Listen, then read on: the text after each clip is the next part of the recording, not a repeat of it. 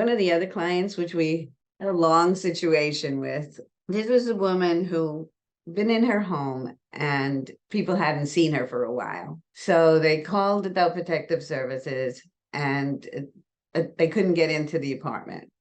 So they actually had to cut a hole in the side of her doorway because she had a couple of bolts on there. So they couldn't just break the door open or come and have the management get the key. And so they busted through the wall.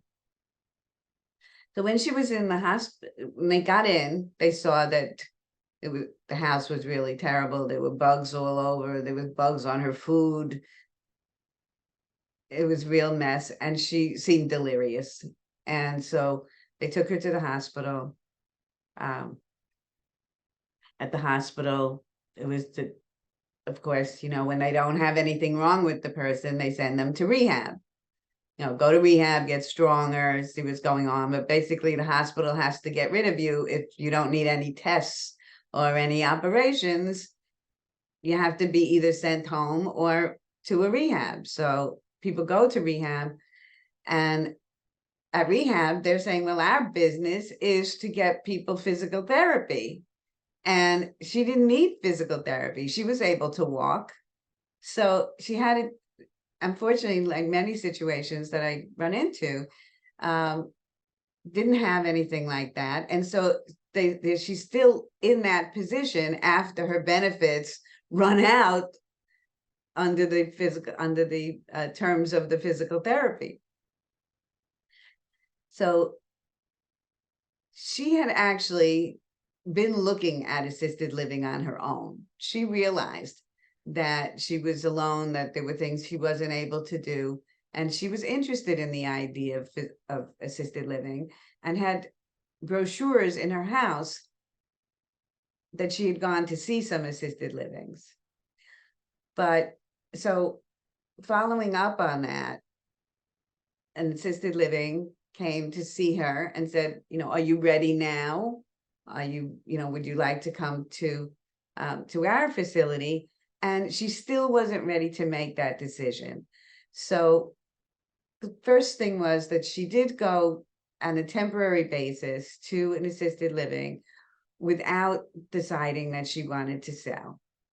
So the first thing to do was to get rid of the major hazards. And so there was an organizer brought in. There was a lot of legal work to do. So there was a lot of money that had to be spent on straightening out things just to be able to allow her to have things on an even keel so that she now completely free and clear owned the co-op. So for a good year, we continued to go back to the apartment and take things from the apartment, clothing with tags on it, take some furniture, but most of the furniture was, had to be destroyed because of bugs or other things. And then it was, I said, a good year before she determined that, yes, in fact, I think I am ready to sell the house. And it was a good thing because to stay in an assisted living with care, it can be quite expensive. And so she was going through her normal channels of savings, even with good benefits, pension, Social Security.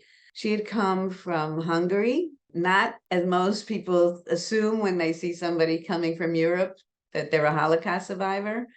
She continued to live in Hungary into the 1970s. Even under the communists.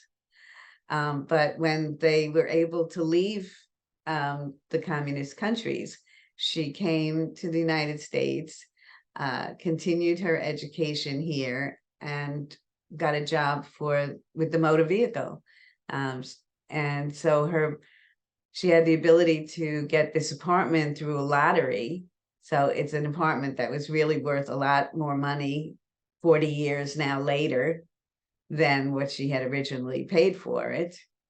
And then Also that most of the people in that apartment building were in that same situation where they had bought the apartment through the lottery. And so they were all, lower middle income people who were living there, but now these apartments were worth quite a bit. I asked you, Annette, to come in and help with, reviewing what needed to be done to get this apartment ready to go, to meet with the co-op people to see what we needed to put together. Sure. So there's a lot involved when you want to sell a co-op. There's all sorts of rules that a co-op board makes. There's bylaws. There's a lease that a person has on the apartment. Most people don't realize that when you buy a co-op, you also get a lease with it. Many times it's like 100-year lease, but depending upon how long that person lived there, a lot of times banks may not want to loan against something that doesn't have a long lease. And so then you have to be able to get that extended, which most do, but there have been some situations where they're not maybe looking to renew it. And of course, that can be problematic. And then it was also a question of what's the schedule of the building, right? It's not just a question of you can go and do whatever you want, something that might seem as simple for a person who's in the profession of removing things or organizing. It's not just a question of, okay, I'm going to get in there early at 7 a.m. So I start my day early because I'm going to pull a 12-hour day there, figuring I'll get a lot done in one day. I save on my travel time, etc. And then anyone doing that had to be made aware that there were only certain hours that they could do it. Sometimes there's insurances that are required. Many times it could be $1 million or a $2 million liability or damage policy as well. So these are all things that you have to check ahead of time. And then with a co-op, the other thing is that when you're trying to sell it, just because you have a qualified buyer does not mean that the co-op is going to approve of it. So for someone looking to go into an assisted living, needing many levels of care, depending upon where they're going, Caryn, and you could tell me if you disagree, it could be anywhere from probably around, I would say, if they need some care, like $8,000 to even $15,000, depending upon the level of the place they want to be in. And I think most people aren't prepared for that. They really haven't thought about it. They're thinking, I've got health insurance. And somehow I think people get confused and they think that health insurance is going to cover, things like daily care. And, you might get a couple of hours. You're certainly not getting what you might need if a person has some form of dementia. And so with this particular situation, there was an awful lot of clean out to be done. It was also a question of, do you upgrade the kitchen? Don't you upgrade the kitchen?